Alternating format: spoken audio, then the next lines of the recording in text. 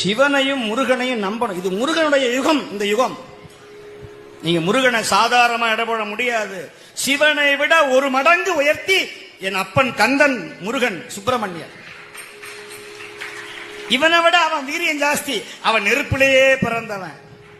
இவன் எங்க பிறந்தான்னு தெரியாது. இவன் அனாத.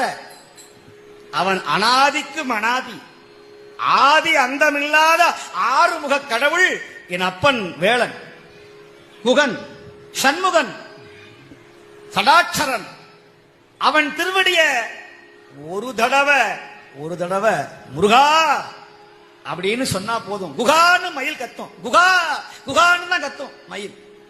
மயில் அகவத கேட்டீங்கன்னா குகா குகான்னு சொல்லும். சுப்பிரமணியா, கந்தா, கடம்பா, கந்தனையே சொந்தமென எண்ணிவிட்டால் சந்ததமும் முந்தனருள் கூடி வருமே.